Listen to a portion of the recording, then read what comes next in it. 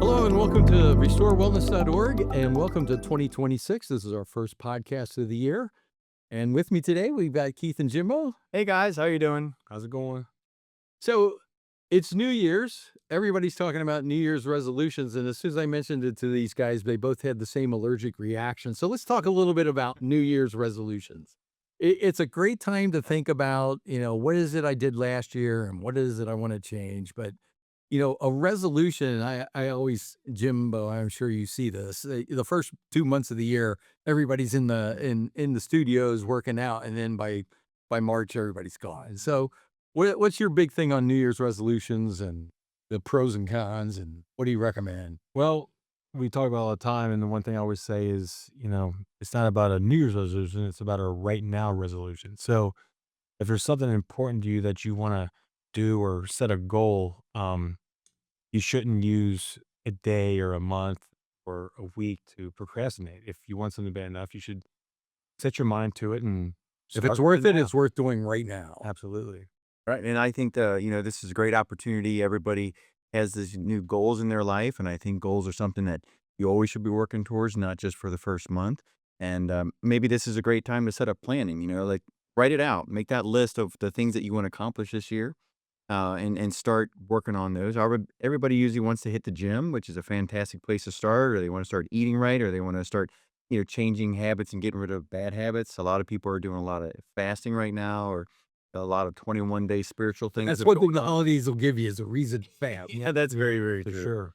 And I think it's a great opportunity to also kind of do some good dialogue with yourself. What has happened, what has worked well in the past, what hasn't worked well, what are your weaknesses, what are your strengths, and pull all those together and make this a great year. I mean, life's getting short, and we all got to do the best we can for ourselves. I like the idea of writing it down. For me, at least, even a to-do list, you write it down and then you got something you can cross off or whatever, but it at least gives you a better plan. And I know in my engineering world, that was always the key, was to get that one picture that showed what the whole goal was. So maybe that makes sense even with this kind of stuff. I agree. So if the idea is to break bad habits and create new ones, Jimbo, you had some great insight into what does it take to create a habit? Something that you start off hating doing, but then now you can't live without it.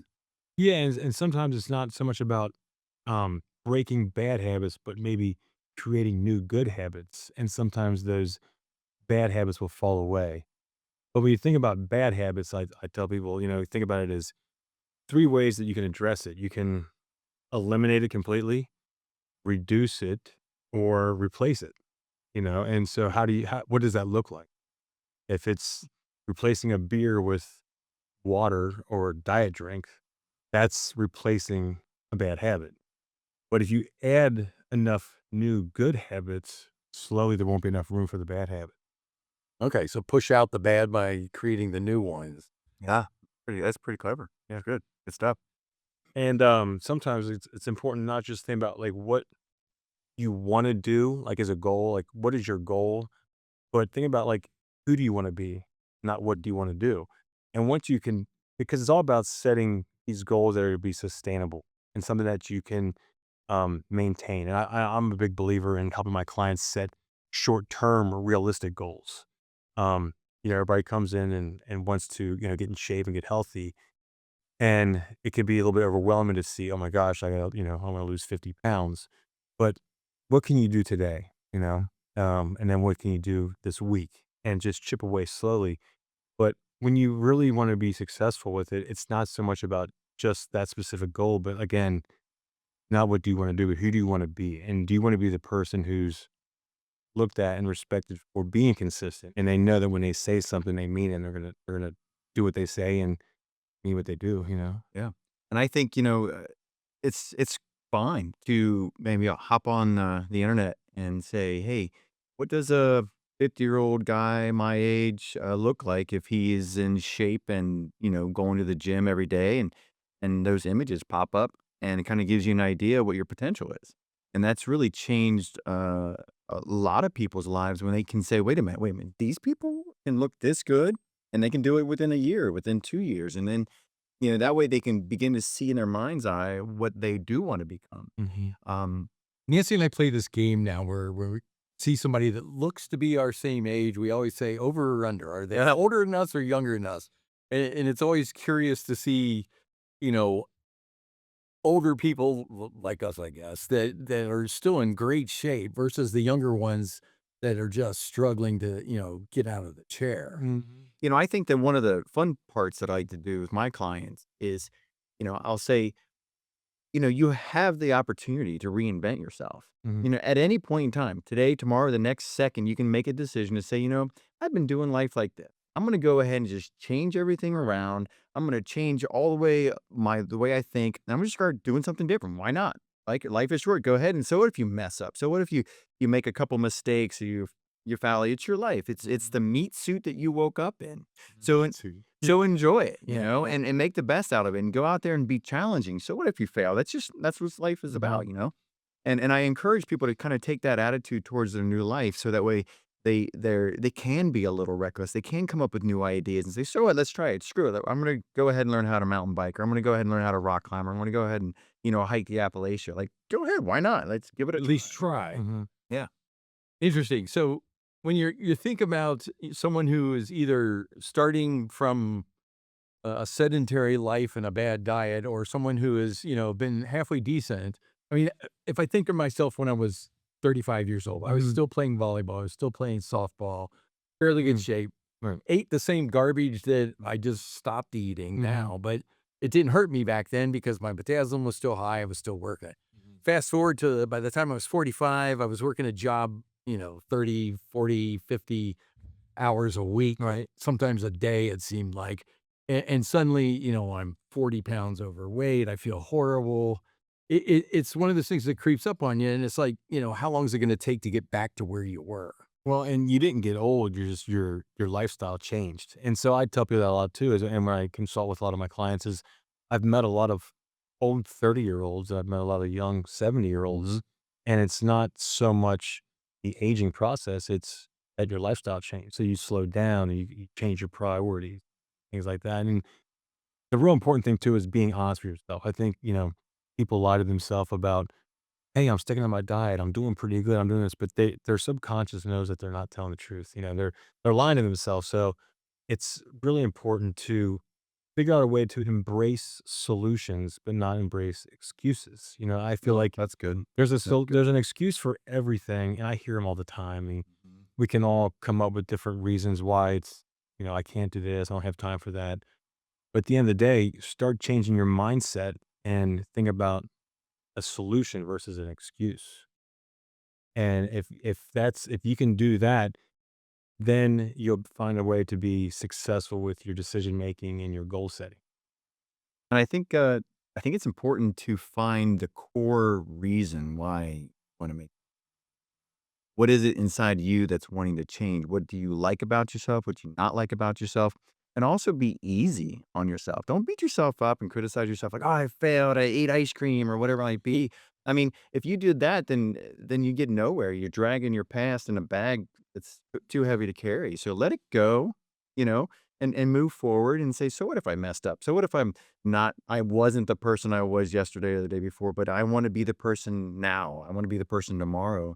Really be in the present and just grab it by the horns and go after it. Like you just said, be that person. So again, it goes back to not so much about the goal being what do I want to do, but who do I want to be.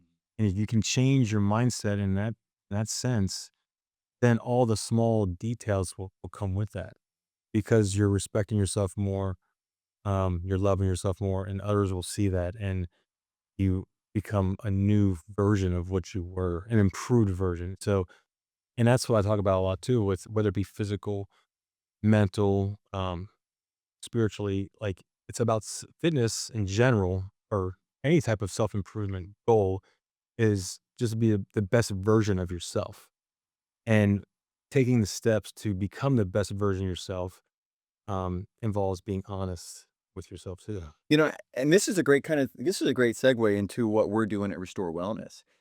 We have decided, George, myself, and Jimbo, sorry, to bring us all together to really start changing the lives not only for you guys out there, but for us as well.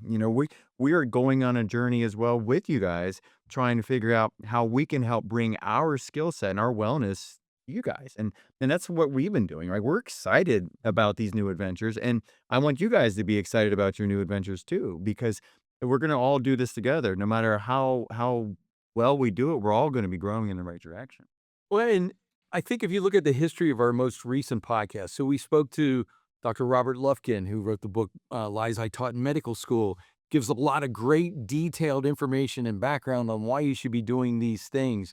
We talked to Thomas Seyfried, who's become an expert on metabolic health and the interaction between cancer and metabolic health, and Yeah. he's really going like gangbusters. And then, last month we did an interview with David Fisher, who's all about the emotional side and Yeah. how to get in touch with yourself.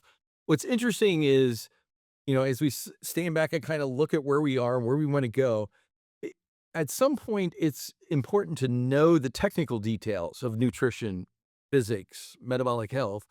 But in the end, it's all about motivation. It's about the emotional side, the Right. side I don't like to talk about, but it's about that because that's the only way you're going to get the habit formed is Mhm. if you take it and you say it becomes a part of who you are and what you want to accomplish.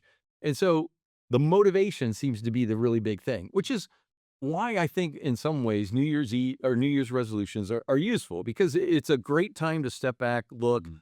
and emotionally process where you want to Yeah, be. take inventory. Mhm. Yeah. So, what are the biggest hits for the littlest work? Meaning, in the physical fitness world, what would be your big advice to someone who's just starting, needs to lose those 40 or 50 Well, pounds? motivation gets you started, it gets you going, and it's very important. Um, and so those things are important, but once you start to improve, whether if it's in fitness, if it's or training and exercising and dieting, and you have small wins, your motivation will slowly shift into this internal confidence, which will lead to having drive.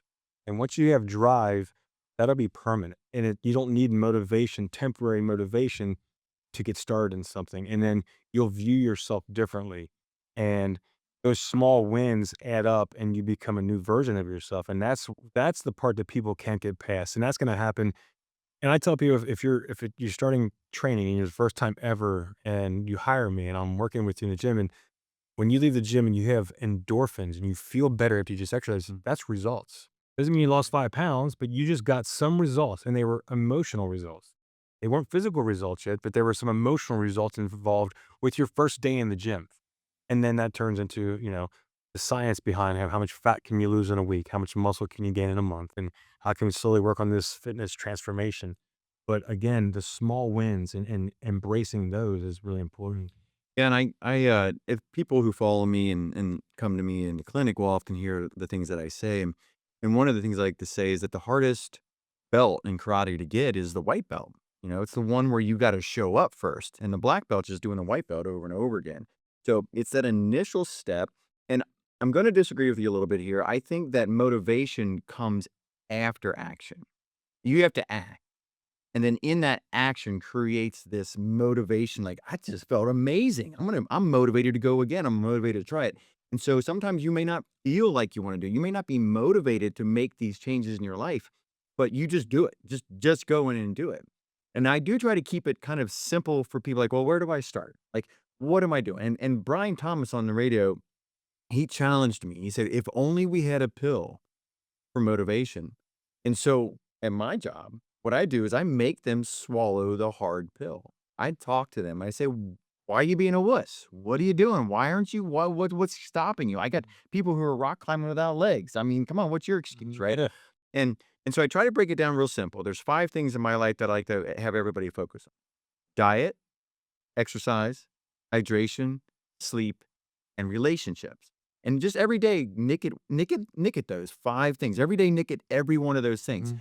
Diet, what do you need to get rid of? What do you need to add? Like we talked about high Mhm. protein. High protein diet's always gonna win over the low crappy carbohydrates. So get rid of the carbohydrates, get rid of the junk food. You know what they are. We don't need to list them out for you. You know. Hydration. Make sure you're drinking half your body weight in water, good filtered water, preferably not plastics and not pop and not, all Gatorade crap. Thirdly, exercise. You guys should be exercising almost every day, 5 to 7 days a week. How often do you exercise? I train typically like 6 days. Yeah, Yeah. it's pretty impressive, you know? And so if you're sitting down, if you have a sit-down job, you find yourself in a rut, get up. That's what you gotta do. If you're a concrete worker and you're laying concrete, you still gotta be able to build muscle above what you're already doing. You know, you gotta train your body above your skill set. So always exercise is not an excuse for that. Thirdly is sleep. Prioritize that sleep any way you can because like you've tried to tell me multiple times, go get some sleep. Yeah. You know, sleep is one of those things where we gotta shut our brain down. But it's important because that's where we restore our wellness.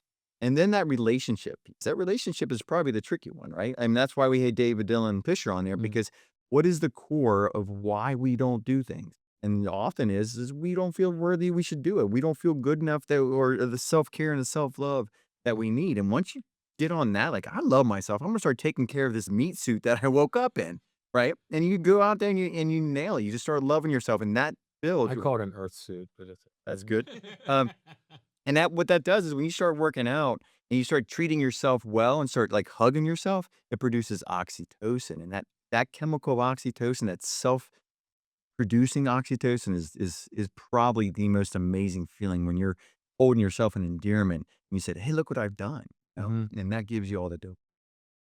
Interesting. So if we look overall at the goals, for even what we're trying to do with Restore Wellness, we need to get the information out there. We've always said it's three things: it's knowledge, it's nutrition, and it's exercise. Yeah. I think the knowledge is out there. It takes I think we need to concentrate a little bit on giving people some very specific knowledge about nutrition and exercise. Mhm. But then it's the idea of you've got to get to wellness, and to get to wellness, you have to internalize it, and you have to just keep working at it. Yeah. And I've said before on here, our journey started July a year ago, so a year and a half we've been doing this. Definitely has plateaued. I gotta say my main motivation, and this is a bit morbid, but when my father was the age I am now, he only had 4 more years to live. Mhm. And to me now that for whatever reason, that's now like at the front of my mind every day that Mhm. I've gotta push past that, and I wanna be in great shape through that whole thing, and so that's kinda like the driving force, and it's very physical now. I Yeah. when I think about that, but for people within their we made the comment the other day is, how do we get the younger generation to see, hey, you really need to stop eating all that sugar and all those carbs and all that? And the answer is, well, they're 30 and 40. We at 30 and 40 didn't need to worry about that. It's hard to teach someone, a new way of looking at things when the whole world's telling them, go to Dunkin' Donuts and get your fill. So, I mean, how do we get that kind of transition? That mentality of you only got a few more years to live, you better make the most of them. Mhm. How do you get that at an earlier age so that you're not in the shape Mhm. I'm in now? You're in better. I had that conversation the other day with, just the different people that I work with, as far as my clients and the people I'm helping and coaching. I have my dad on the far end of the spectrum who we've been taking care of his stage 4 pancreatic cancer holistically. And then on the other end, I got, athletes I'm preparing for bodybuilding competitions and every walk of life in between there. And it's important to, understand that when you take one step at a time and you're consistent and you see the reward, like the way you feel will taste better than any bad food temporarily tastes, and to get through that, believing that, it's going to take some time, but you just have to be consistent, consistency is key.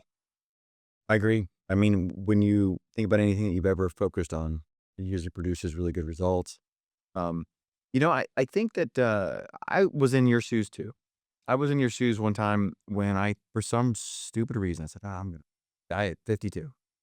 And I thought that right after my dad had died, maybe even after my brother died. And then I realized I did some genetic kind of observation. I said, man, my grandpa lived to be this age. My mom's alive and she's, 82. And I'm just thinking, and I'm taking care of myself where maybe the previous generations that I saw, I at older ages didn't really take care of themselves, diabetic, whatever have you. And I'm thinking, wow, there's 30, 40 years ahead of me. And so again, I'm going to erase that fear that I may not make it. And getting rid of that fear allowed me just to start shooting further forward instead of the next 2 years or 3 years. I'm like, "No, man, I'm gonna plan my retirement, I'm gonna plan vacation," really throwing that ball out there far, and I think that's good observation when you can recognize, "What are my goals? What's my why?" And maybe if we need to, change that why. "Oh, that's ridiculous. I'm gonna get rid of that one, put this one in," you know? And give you a different perspective because once you change that context, then it can really change like, for instance, gratitude, right? You can either be stressed or grateful. You can't be both.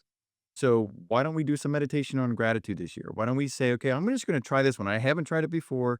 Every day, I'm gonna do a 12-minute meditation on gratitude and what I'm grateful for, and see how it might change my life." I mean, research shows that it increases your IgA, which is an immune response, by 50% in just after 4 days. And so if it's doing a physiological response, imagine what it's Mm. doing for you mentally, psychologically. When like we talk about this often too is what's the one thing everybody wants is freedom, and it's the famous or the line discipline is freedom, is so true. And I talk about it all the time with my clients and um it's funny because I use the analogy with my dog, a trained dog. My dog Huxley has freedom because he's trained and he can go places and do things not on a leash, and he can have this freedom, this life of freedom because he's trained. Whereas a dog that's out of control has to be locked up in the house, can't go anywhere, gonna put him in the cage. Tucked So, on a leash, yeah. right, and Right. it's the same thing with people. If you can discipline yourself and make those hard decisions that are tough in the short term, are going to benefit you in the long term and give you that freedom and health, freedom and the ability to live life to the fullest. So let's just do one last thing. If you were to go back and look at your 20-year-old self, what would you tell him? Nothing comes to mind right away, huh? I guess for me, it would just be, I mean, I've been living this fitness lifestyle for a long time, so there wouldn't be a whole lot different to be honest with you. And That's I'm blessed that I knew at a young age who I am and what I want to do and what I want to be, um, and that's why I think I'm passionate about trying to share that with others, and no matter what their age is or where their fitness journey is, wherever their life journey is. You know? I think that, there's a saying that I recently posted that says that I have to forgive myself for the things that I did not know that only time could teach. So interesting. I don't have reservations. Life has taught me a lot, and I'm very blessed with the lessons that I have right now, and I'm glad that I'm able to be in a position with great people here at Restore Wellness. We're obviously growing into do some really neat in arenas. Got a lot of exciting things coming up, and we're really trying to take our skill set and share it with you guys. And what I'm asking, if you guys can, if this motivates you, encourages you, share it with the people that you care about, share it with the people that you love, and let's everybody work together in sharing and restoring people's wellness. Excellent. Well, we're going to end it there. It's a nice quickie one for the beginning of the year. We are really interested this year in seeing if we can ramp up what we've been trying to do. We need your feedback. You can reach us at area code 513-400-4228 or info@restorewellness.org. Thank you and have a great year. Go get 'em, guys.